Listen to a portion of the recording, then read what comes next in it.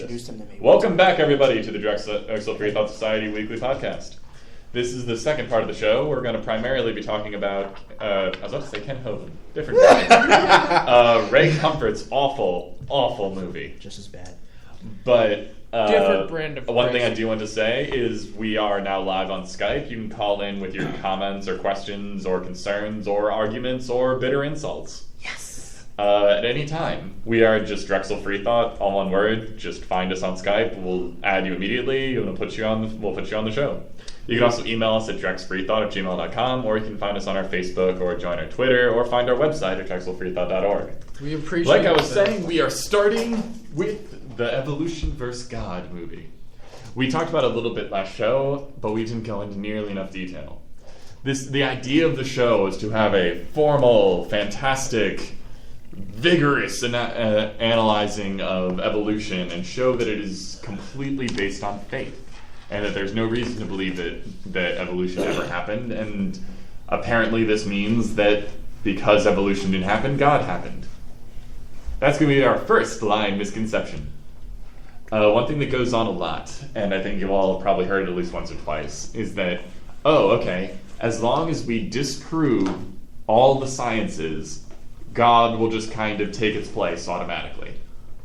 There seems to be a God of the gaps fallacy. It is a God of the gaps fallacy, but it's worse than that, because it's kind of the tacit admission that if you prove science wrong, God wins by default. So he's already there. Yes, Oxa?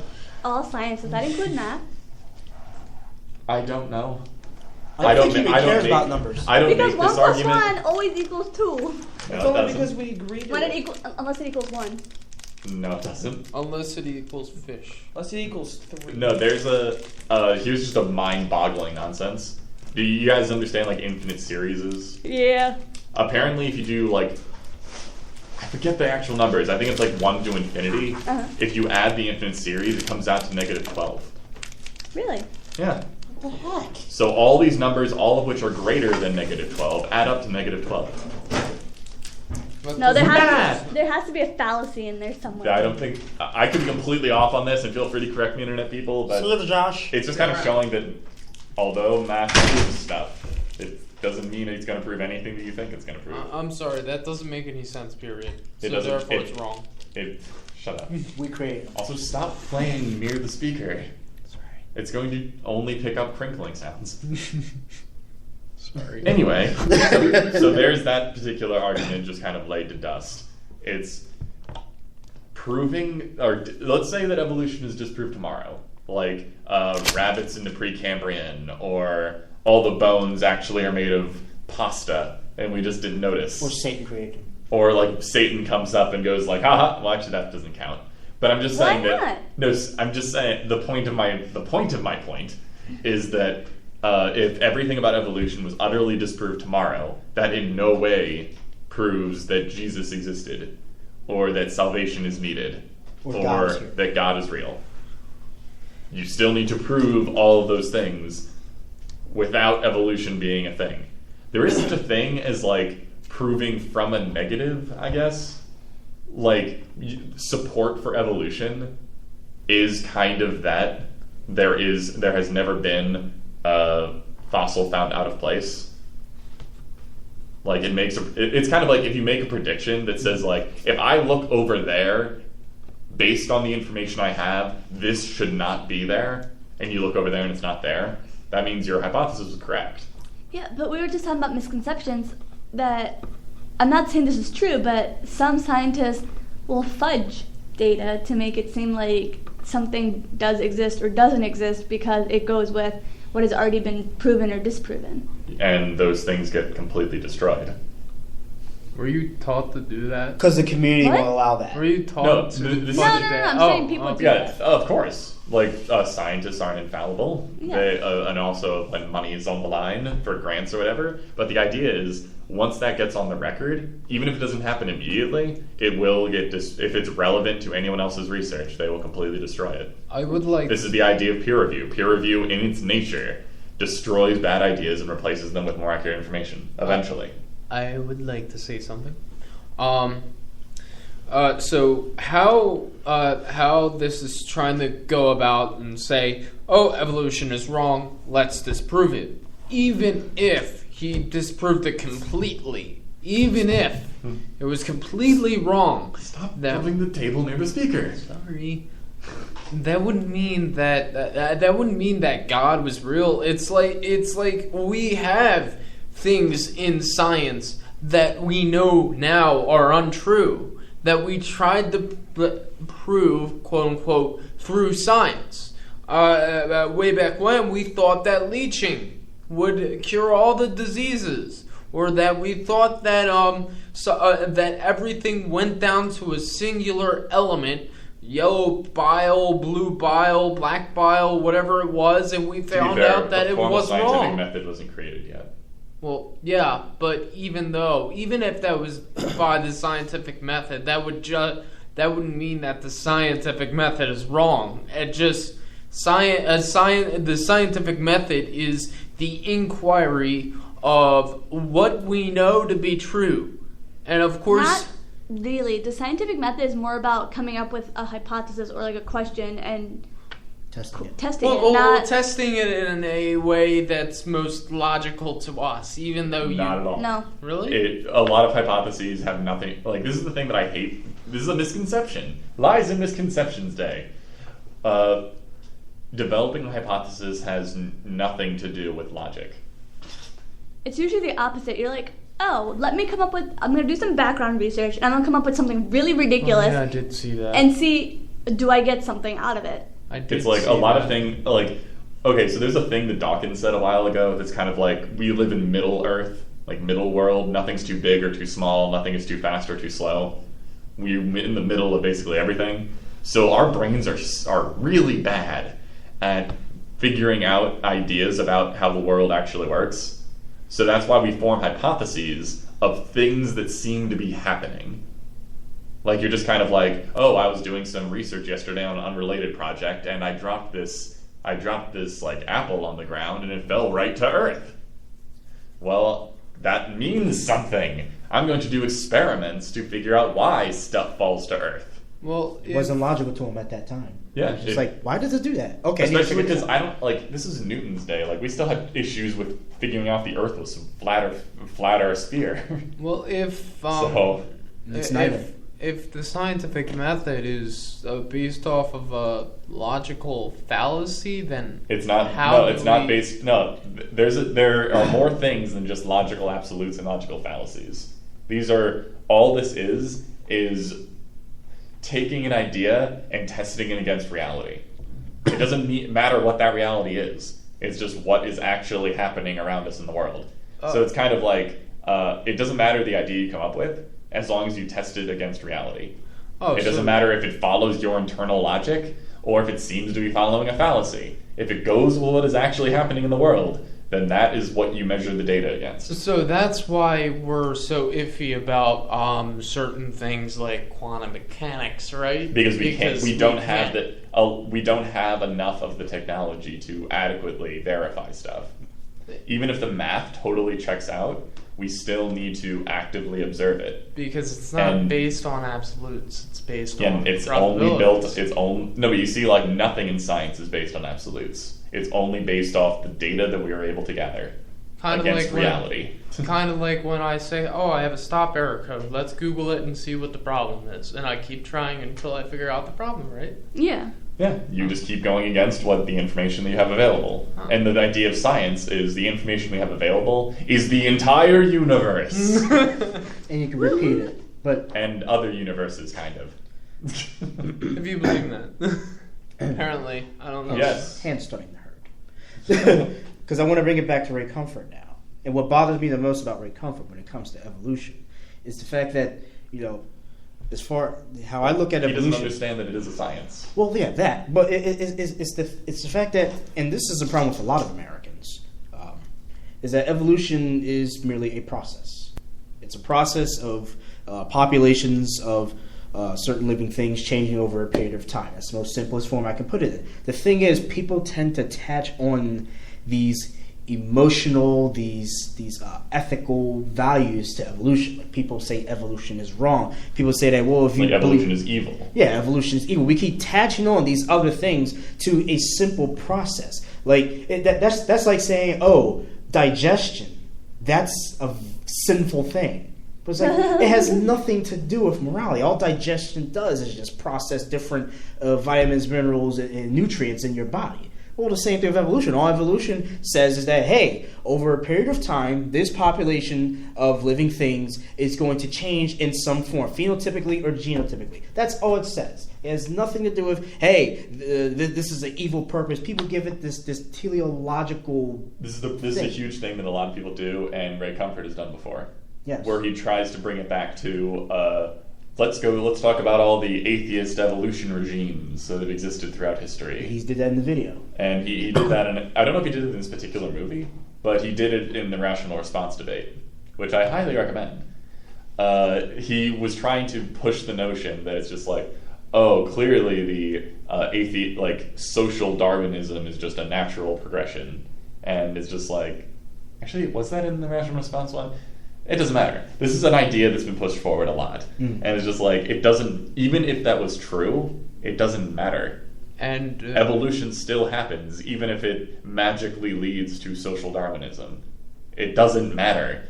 Evolution is an observable fact. And the other fact that Ray Comfort doesn't understand what evolution is doesn't matter to its validity. He did mention something about, we was talking at the moment, but I did overhear him mention about, the stuff that the Nazis did with the whole euthanasia programs, the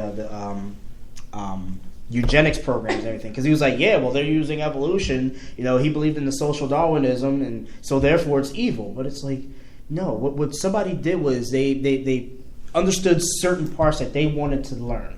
No, but I'm just going to stop you. Yeah, right. Because it doesn't matter. No.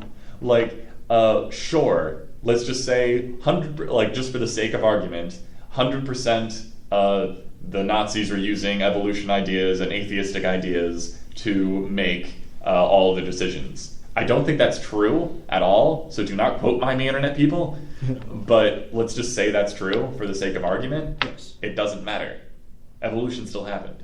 That's true. There's still no good evidence for an existence of a God. Well, it's like you still need to provide evidence for those things, or evidence against evolution. Saying it's icky and leads to horrible things does not mean that it didn't happen. I would like to say... let's just stay... if someone is arguing that, and especially if Ray Comfort is arguing you with that, just say, okay, well, let's put all that aside, now disprove evolution. Richard wanted to say something. Yes, now Richard, go. Well, how he says certain things like, oh, evolution is wrong because it's bad or something, is how he says certain things like, oh... to be fair, this isn't his primary argument.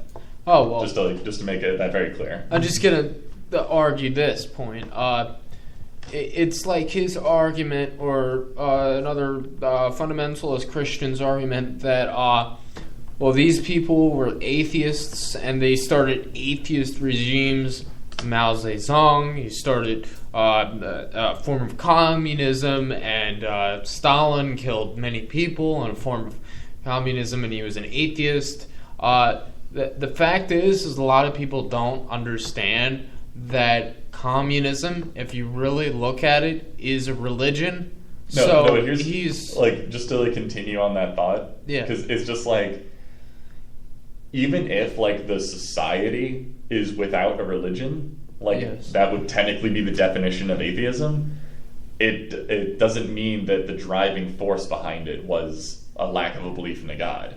No. That's the thing that you have to bring up in these particular kind of arguments, is even if it's yes, this society is atheistic, by its nature does not have a religion, but atheism is not the driving force behind it. As opposed to the Crusades is a good go-to example. Is the driving force behind the Crusades was religion motivated drive to power. The drive behind of that was the lust for power that these people had. Actually, yeah, the Crusades might be a bad example, because although it was definitely justified with religion, it may or may not have been driven by Well, it. Yeah. what, But like a lot of the stuff that's happening now, like suicide bombing, all those things, those are derived from religion. I mean, you can look at it in many different angles. If you look at Mao, it's not because of atheism. If you look at the actual history behind it, you'll figure out that it has nothing to deal with atheism. Exactly. If you go through any of them, it doesn't have it. It doesn't. You never see anyone write in any of their writings, you know what? One day I figured out there was no God, and therefore I decided to start an entire society based solely around the idea that there is no God. I read a biography on Lenin, and some of his stuff was because he was upset or angry because of the persecution of atheists and other people of different religions, but the reason why he came to power was not because of that. The reason why was because he was lusting for power and he wanted to socially change. Let's make sure we bring it back to atheism. Evolution soon. Yeah. Okay. So let's just jump back to that. Oh, and evolution. No. Evolution is not social Darwinism. Social Darwinism is a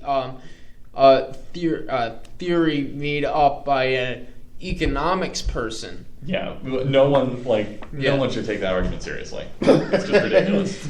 But the idea is Ray Comfort's particular idea about evolution that he has warped and twisted so far from what evolution actually is. It's sometimes difficult to understand. He's talking about biology. Straw man. Yeah, this is a straw man, folks. It is a lie and misconception about evolution.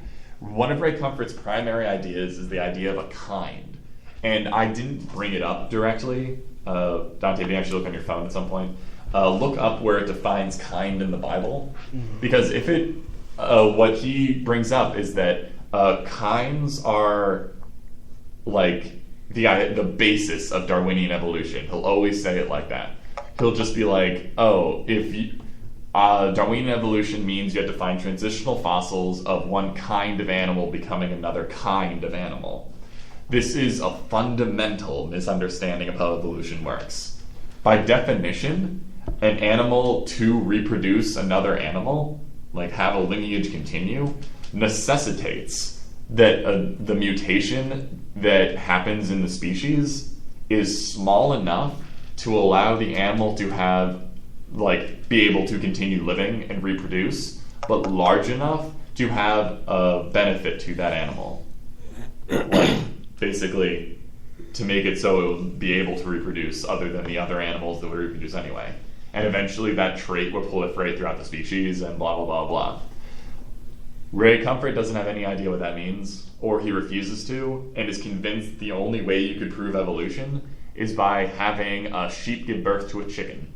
Interesting. All right, or here we a go. chicken give birth to a sheep. I found something. Yeah, It go says Dante. the flood story in Genesis 6:7 uses categories similar to Genesis 1.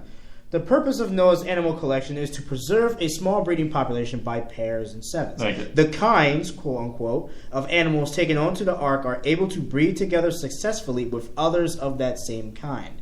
If two animal groups cannot breed together, then Noah must judge them to be of different kinds. This is the quote unquote Noah test. I think that's the best definition it shows. Is there ever a passage of kind? A passage that mentions kind? You have a lot of after his kind, after his kind, after his kind, after his kind. All right, if you even go by that definition, it's just kind of a loose definition of one of the definitions of species. Okay? Yeah, that's what I'm saying. It sounds more like speciation than anything else. Yeah, it's just kind of saying, so Ray, I'm sorry, but you don't understand your Bible more than some guy with a smartphone.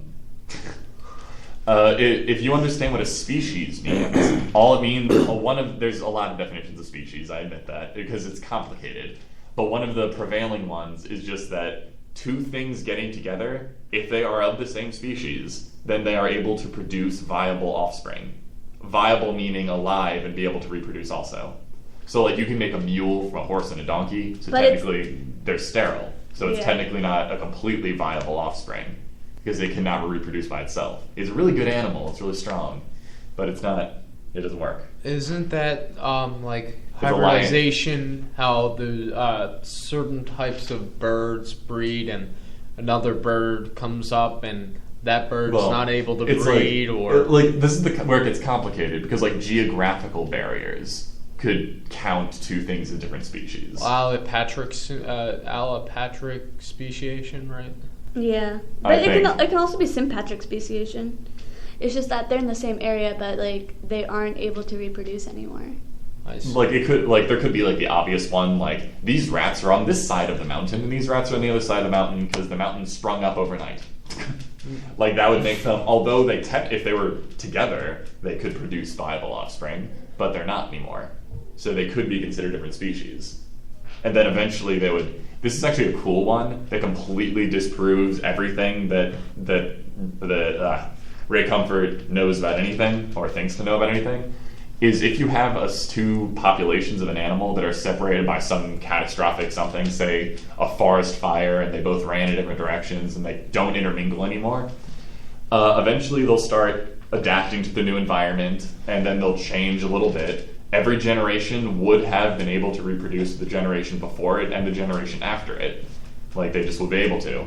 But eventually the original of both of these circles of evolution would not be able to reproduce with the one at the beginning. And the two at the end of this cycle, if they met each other again, would have no chance of evolving at all. And the thing is that I think I remember this, that my biology professor told us that these two animals could look almost exactly the same, and they could be the same species, but they're not exactly the same species where they can actually interbreed. Is that correct? They may be the same genus, but not the same species.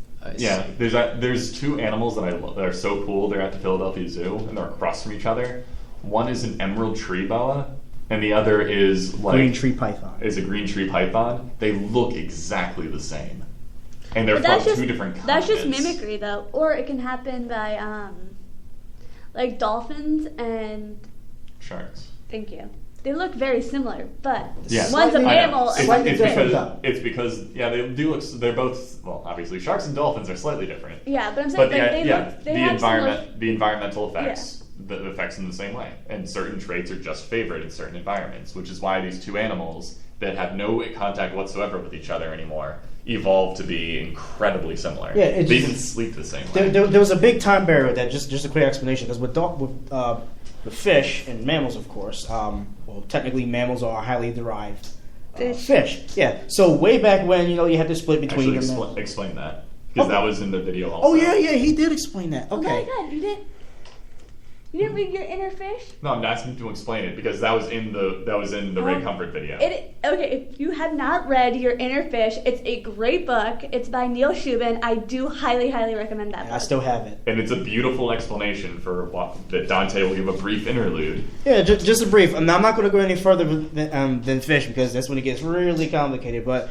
we look at fish. They're one of the main animals back then that possess these lovely backbones and these limbs and everything that we know of today. So at some point in time back then, I'd say approximately 400 million years ago, maybe a bit earlier, you started having this branch. You had some species of fish that started developing limbs, these arms that we know of, and that's what we call the amphibians. And if you notice that a lot of amphibians right now, they still breed in water. So you had that going on. After a while, then you had a branch of amphibians that came off and became the reptiles. It's note that although there are branches that became other animals, there are still animals that still stayed. Absolutely. And one population does not necessarily have to disappear for another thing to evolve. Exactly. And it's just the way that we humans just kind of label things anyways. But in any case, you had the reptiles. So now they had more scalier skin. They were they were amniotic, so they had hardened shells in their eggs. They were able to breed on land without water. And in some branch of reptiles, remember those reptiles are still there, some branch of reptiles became the mammals. Now in the case of the snakes, they have a really, really close ancestor. In fact, boas and pythons, they share a very, very close lineage. It's just that with the dolphin and the shark, that convergent evolution, that means you have two different species starting to become more similar to one another. It just took a lot more time. Yeah, that's definitely true. But the thing about being fish, this is what's interesting about it, is it's like, although we branched off a long time ago from where we all were fish, like everything basically in the world would be considered some kind of fish or some kind of other thing. At least with vertebrates. Yeah. But we branched off, then we branched off again. Then our ancestors branched off again. Then our ancestors branched off again. And then from apes, we branched off one more time. And the idea is, although we branched off, everything we branched off from is our lineage. We are part of that lineage. So we are fish. We are amphibians. We are lizards. We share traits with all of these creatures. We are mammals. We are... What were the things that have notochords originally? Amphioxus. That's whatever. Yeah. Anyway, we all trace ourselves back to that first one-celled organism or population of one-celled organisms. The circle of It's not a circle, though. That's It's a tree. It's not a circle. It's not even a tree anymore. It's just like a gigantic freaking bush. That kind of redundances itself backwards. Yeah, it's like a tree that's kind of like twisted in on itself. But please, guys, please read that inner fish. Heck, you could just. This is the thing that he says in the video directly. It's like, we're all fish? What? It's like, no, we are all fish, Ray. You just don't understand why. We're just highly derived. That's and the Kynes argument is garbage. That actually interludes a little bit into the if we're apes or if we're monkeys, why are there still monkeys? No, it's because which I actually didn't get until I learned about evolution, and now I was like, wow, it's like to very briefly understand that. It's just that we are cousins with modern day apes. We share an ancestor a long time ago that we all branched off from to become apes, and then humans, you mean? We are apes. Still apes. But whatever. We're just not orangutans. I mean, even back farther, when we branched off, when the apes branched off from the precursor monkey things, the fossils look funny. That's why we're nicknamed the hairless ape, even though we have hair. But not all over our body. It's like we're nicknamed that because we have much less hair than our cousins. You have hair in some odd places. Thank you, Dante. But it's mostly to it had a function back in the day. We don't really need it anymore, but and then it became useless. And that's why we still have hair, even though technically it's completely worthless at the moment. Well, we wear clothes now. We artificially created our hair. It's not completely worthless because it helps with our sexual reproduction. Okay, so that's sexual. That would be sexual selection. Scientifically speaking, it is sexual. I mean, if it wasn't for sexual selection, eventually it would have, stopped showing as a phenotype because we would have selected against it, like facial hair. If people decided that, it's no longer a sexual selection thing. So it's your women's fault. Yeah, it's our women's fault. It's your fault we have to shave every morning. It is. Okay, well, I have to shave a lot more than you do, so let's not go. One thing Ray Comfort kind of dwelled into was this whole transitional fossil thing. Now, let me just make a big note on fossils themselves. Is that can I make a giant note before that? Sure, go ahead. This is a thing that was definitely said in the Nightline thing that Ray Comfort refuses to acknowledge ever happened. Everyone in this room is a transitional form. Yes. Okay. We are the transition from our parents to our children, if any of us have children. Why wouldn't we have children? No, I'm just saying. Proliferate my awesomeness. Like, if you don't, as Ryan Sapien said in that particular thing, if you do not understand that concept, then you have a gross misunderstanding of evolution, which is fine, but you just have to realize that. Like, every single thing that has ever existed is a transitional form. It's okay to say, I don't know. Yes. And it's even better to say, please explain it. But this is the idea, is from the first living creature, every single thing that existed is a transition. There is no such thing as a crocoduck or a bullfrog. There is such thing as a bullfrog. Or, I'm sorry, it was a sheepdog. Okay. Yeah, the sheepdog.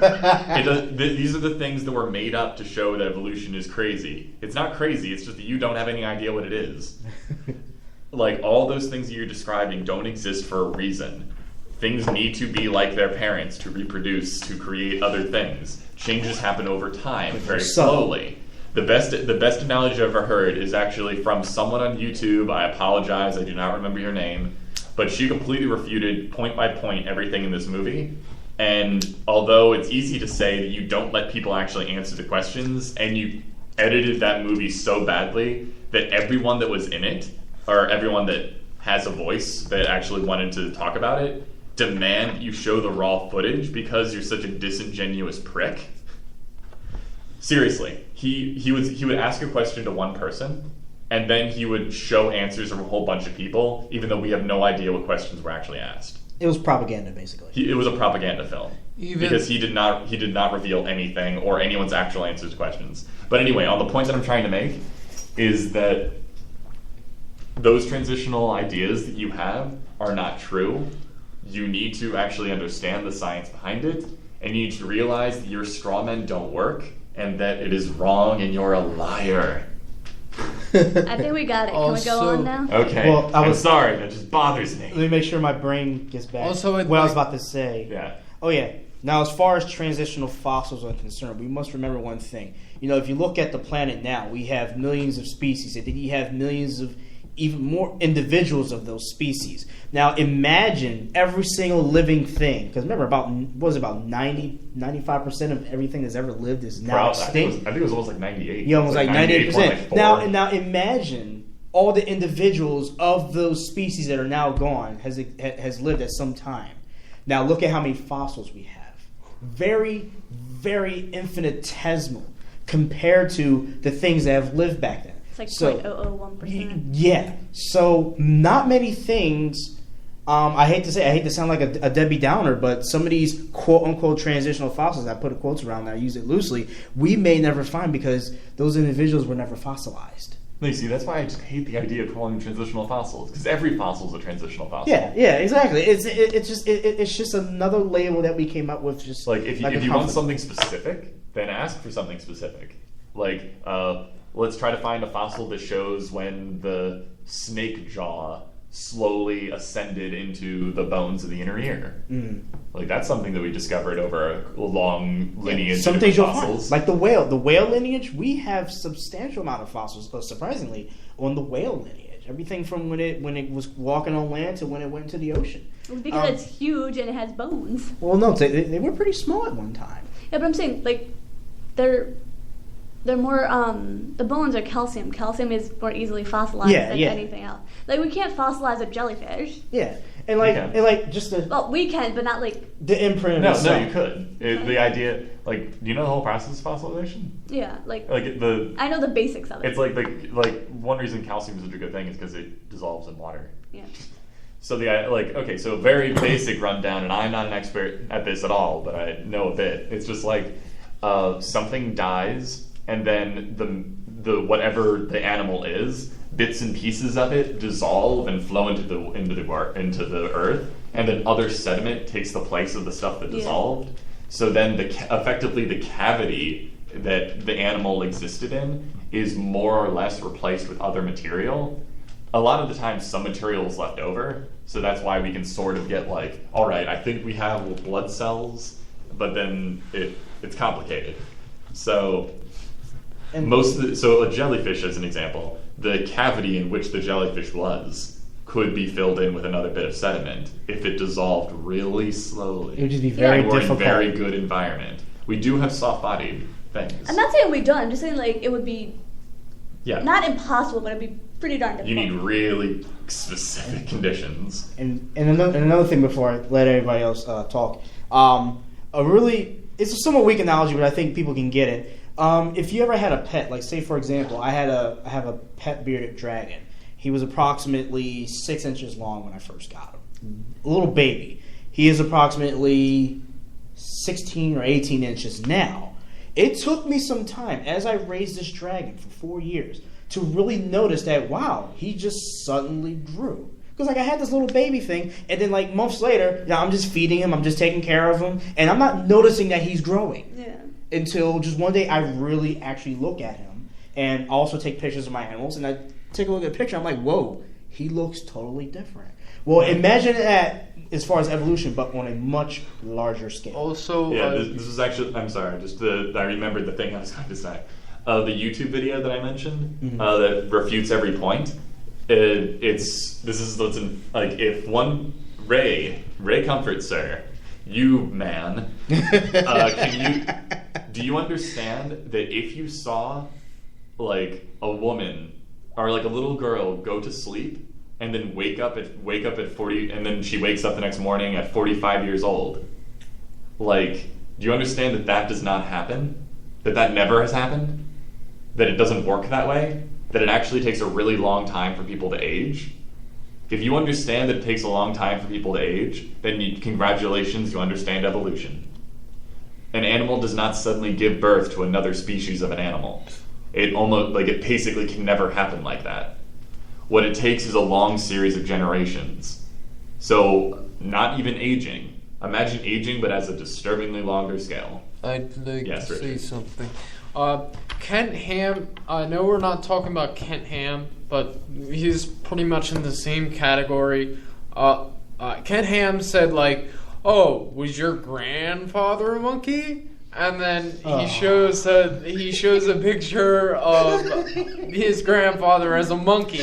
The thing is that a lot of people want that to happen over a certain amount of time. Oh yeah, it took a very, very long time, like thousands of years. Even if they are like not a young Earth or old Earth creationists, they'll be like, yeah, but how does that even happen even after that long? How do they turn into another species? The reason why is because most evolution is done through genes. It's genotypical evolution instead of phenotypical evolution, and it takes a certain other thing to have phenotypic changes go.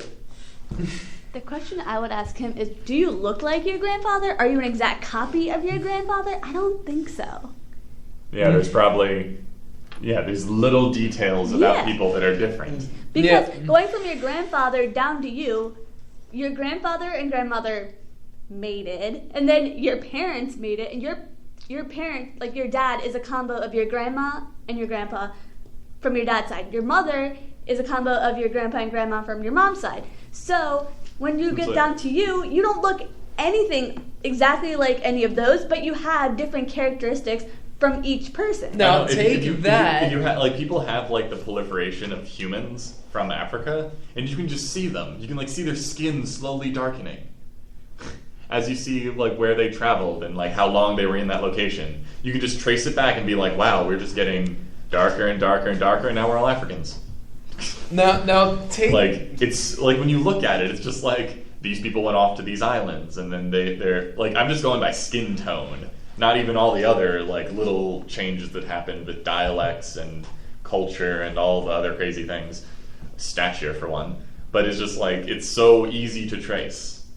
And it's just the fact that people don't get this is ridiculous. Now take the fact that people look different from their parents. They look a lot like their parents, but they're not exact copies. Different qualities to them. Now take that and multiply it by hundreds of thousands and add on to what we were talking about before with different things happening. Yeah, like environmental pressures. Yes, and also add on to the fact that we might actually mimic certain traits, or we might pick a certain sexual partner to have children with, and what do you get? Evolution. Boom. Yeah, like I don't like. It's just such a simple concept. I just don't understand how it takes like. It honestly is still kind of complicated. Okay, that's fair, but evolution it's in itself is a complicated subject, but the mechanism is so simple. The mechanism is easy to understand. The observable weird, event is crazy easy to understand. It's right there. It's like, seriously, Ray, if you're somehow listening to this, we would love for you to call into the show. Collectively, we could explain this topic to you so quickly. I think he's already been explained to him. That's the problem. It's been explained to him. Ray, I wanted this to be I'm glad that we mostly covered just the topics that he talked about, but on a personal level, Ray, you just need to get over yourself. Are you okay, Richard? Yeah. Richard fell down. But seriously, this is getting ridiculous. It is ridiculous. Like, you're leading so many people... Honestly, you're leading so many people astray from information that they could learn that is actually useful. Go to school, people. Go to school. They Yes. do. That's the problem. There was Stop actually- having kids and go to school. People actually, like, he's made, like, hundreds upon thousands of copies of this movie and was handing them out for free to a bunch of students in high schools and colleges. There was actually, I think it was a high school that actually went on the intercom or something and told all the students, please throw out the thing that this guy's been giving you. You don't even need to go to school. Go on the internet. Honestly. Learn this stuff on the internet. Khan Academy. There's so many cool, if you're into YouTube, awesome. there's like dozens upon dozens of really cool people that have really cool intros to how evolution works with animations. You can learn almost anything through the internet. I've learned most of my most programming languages over the internet. My job is based on Googling what's wrong with the computer and understanding the mechanisms behind. Now I can Yes, this Richard. happened with the computer. Yes, Richard, we therefore- understand your job is useless. No, it's not. That's what I do too. I sit there on Google and be like, oh, let me see. What have other scientists come up with? What can I come up with? Now we don't have to go to the library to do that anymore. Well, it's still a Do part we of the decimal library, though. system? Anyway, so that's just those are some basic concepts that And if we you don't have your disagree inner with fish, Ray please about. get it. How much time do we have left? We have like 4 or 5 minutes. 4 or 5 minutes. So, any closing statements besides the fact that Ray Comfort is a very disingenuous, confused human being? Can I just talk about the book one more time? Oh. Please get Your Inner Fish by Neil Shubin. The guy's at the Academy of Natural Sciences, which is in Philadelphia, owned by Drexel University now. You should check it out. I think I met him. Neil Did I? Shubin is an awesome person. I haven't met him, but I he's need an to awesome talk to person. him, 'cause that would be awesome. I need to tell him to write another book. You should write another book. It was a good book. I don't know if I finished it, which I was supposed to because I needed it for that class. We have gills. We have gills. And it's very basic, English, so you don't need to have a degree or anything to understand it. Anybody can pick it up and read it. That's and basically the hallmark of a really good scientist. Yeah, it's Is, so simple. There's some really complicated biology in that book, but it's explained in such fantastically simple language. And with pictures. Yeah, and there's pictures pictures. make me happy because it means I don't have to read as much. Pictures of cute little sharks. Richard Dawkins made a really good example. The of, Greatest Show on how- Earth? Yeah, that was a really good book. That I couldn't got me to I couldn't get understand. through. I couldn't get through the 5 chapters about spiders. I don't like I don't spiders. Oh, that's remember fine. that. You can probably Spiders skip. scare me. You can probably skip this. No, there's also is that the Greatest Show on Earth? Yeah, it was. It might be. I can't Which is the kids book? Reality something. The It's like the magic of reality or something. magic of reality. Yeah, Dawkins is cool. He writes good books. But this is not the book tour. Is there anything else that is just something that screams at you about that movie? Just It's like, it's the logical fallacies he keeps employing, and it really makes me wonder about his intentions. The red herrings, the straw men, and the endless amounts of shaming. It's just utterly ridiculous and repulsive. yeah, the one thing I have to say is shaming people does not prove evolution's wrong. It just proves that you're A jerk. You He's know. a jerk. Okay. You're an ass, man. You are an ass. He's an ass man. I'm not going to assume that. But if you are, More I'm power okay to with you. that. More power to you. It's just sad that somebody even has to stoop that low to bring the point of his religion or God across. I know, isn't I forget who made that quotation, but it's just like, if you have to lie and connive to prove your point, then your point had no validity to begin with. Yeah, pretty much. Ooh, pretty. So, seriously, every single point that he made in that movie was either a red herring, a misrepresentation of science, outright lying, editing the video to the point where the people that actually gave educated answers weren't allowed to have those answers shown, which I would just count as outright lying. And all of this leads up to the end of the movie, in which he tries to make a pure morality plug. Like, we have morality on our side, therefore we're right. So I honestly don't buy it. Find it on YouTube. Watch Evolution vs. God and judge for yourselves. You're up for a fun day. Every day's a fun day. All right, we have 30 seconds left, so I'm just going to close the show. Thank you, everyone, for joining us. I'm sorry if we were more rambled than usual. We actually have more people than usual, so that kind of happens. I hope you all enjoyed it. Please email us your thoughts and comments at drexfreethought@gmail.com. Watch this on YouTube. Watch it on our Spreaker account. Join us next week. Follow us on Twitter. Join our YouTube account. Join our Facebook. Thank you, everyone. Have a wonderful day. Evolution is real. Ta-da!